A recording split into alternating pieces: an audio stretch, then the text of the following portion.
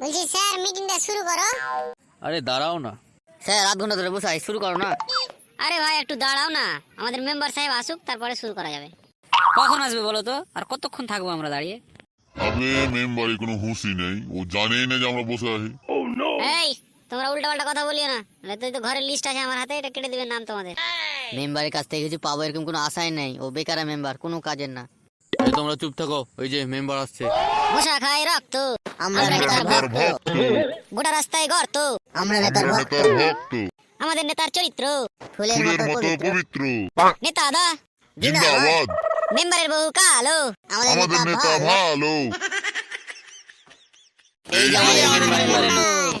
কি ব্যাপার তোমরা সবাই ভালো তো? মেম্বার সাহেব, তোরা যে সবাই ভালো আছিস তো ডাকলি কেন বে? আমি বললাম না মেম্বার কোনো কাজের নয়, চল সবাই বাড়ি চল। এছাড়া তো কিছু বলিস নাকি ভাই?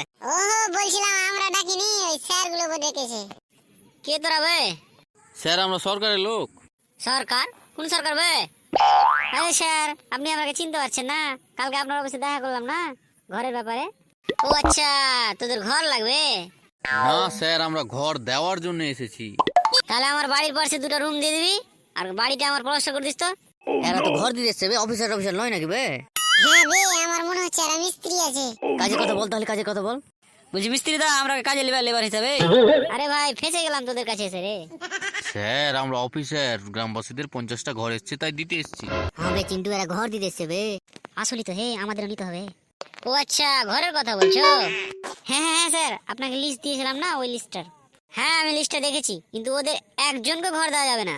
কেন স্যার? আমরা তো সার্ভে করলাম, দেখলাম তো ওদের বাড়ি সব ভাঙাচোরা। ওসব কথা বলে লাভ নাই, আমি আপনাকে একটা লিস্ট দেবো, সেটা দেখেই ঘরটা দিতে হবে। স্যার আমাদের নাম থাকবে তো?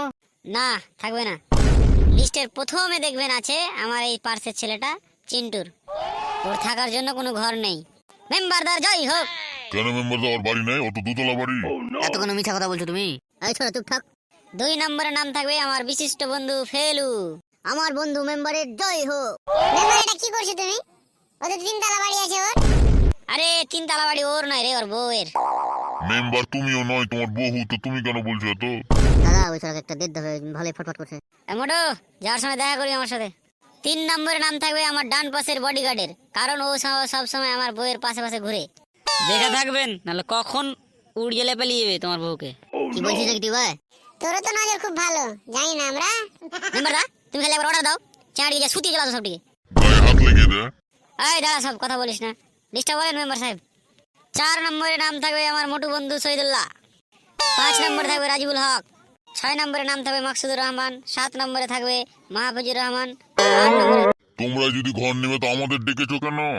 সবাই হার সাথ দে, মেম্বার টেবার সবকে গড়িয়ে চলে আসো। চ হ্যাঁ বে, চ চ চ, গড়িয়ে দেবো শালারকে। গায়ে হাত লাগা মেম্বারে, গায়ে হাত লাগা। দেখো আমাদের আর কিছু করার নেই, তোমাদের গ্রামের মেম্বার যেহেতু বলে দিল, তো ওর নিয়ম অনুযায়ী আমরা ঘরগুলো দিয়ে দেবো। দিয়ে দে মানে, এবার দেখো আমাদের আসল রূপ। এই ছোড়া ফেলুয়া মাসলি আয়। লোকমান, ভোটের সময় হারা খাটবো আর ঘর দিবে অন্য জনকে, মানে কোন হেসারা নিয়ে আসবো? হেই মুরগা কাটা না গলা কাটাটা? আবার লিয়াই যেটা পারবি লিয়াই, সালারে দিব এখানে। এই ফেলো, কি করছিস তোরা দাঁড়িয়ে থেকে? যা বাড়ি যা, আমার মেশিন গানটা নিয়ে আয়, এদের উড়িয়ে দেবো আজকে, যা হবে দেখাই। আমরা আমরা আমরা কি করে থাকবো না, চলে যাবো?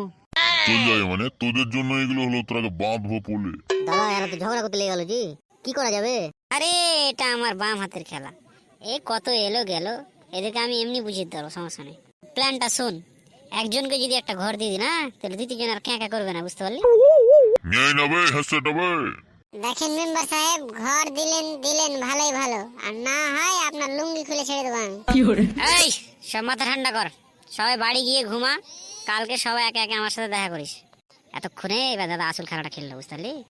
এই তোমরা সব চলে যাও, গ্রামবাসীরা, মেম্বার সাহেব যেহেতু বললেন চলে যান। হ্যালো, এভাবেই গ্রামবাসীদের বোকা বানাতে হবে, যতদিন তারা বোকা থাকবে আমাদের রাজ ততদিন চলবে।